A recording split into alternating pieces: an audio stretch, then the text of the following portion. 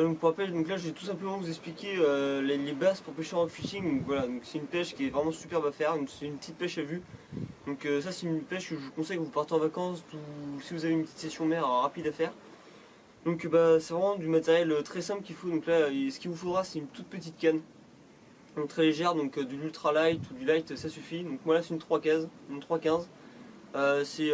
Au niveau prix elle est vraiment pas très chère, donc on est autour des 40 euros. Voilà, donc c'est une petite de chez Daiwa, la Procaster. Voilà, donc en 315 et c'est une action vraiment très souple. Donc voilà, donc ça c'est super pour ce style de pêche.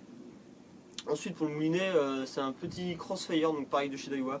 Pareil c'est un moulinet, on ne tourne pas très haut, donc c'est 30 euros le moulinet. Ce qui est bien donc dans le rock fishing, c'est d'avoir du matériel non plus qui est pas trop cher comme ça, parce que vu que vous pêchez énormément en mer, et puis c'est du matériel qui risque de frotter un peu les rochers, etc. C'est du matériel qui est vraiment très bien. Donc là, je dois avoir un ensemble à 70 euros sans compter la tresse. Donc voilà, donc c'est un très bon petit ensemble.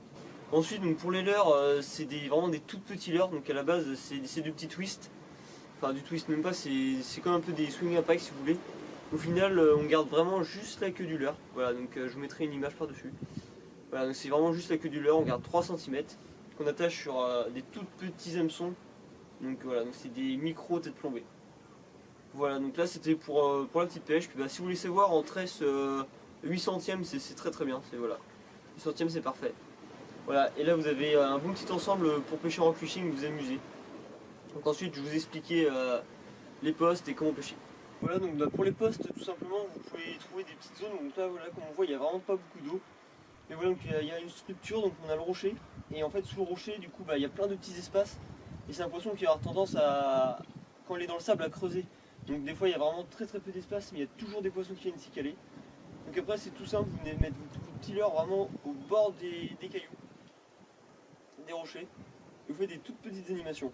Vraiment des toutes légères animations, comme si ça imitait une petite crevette.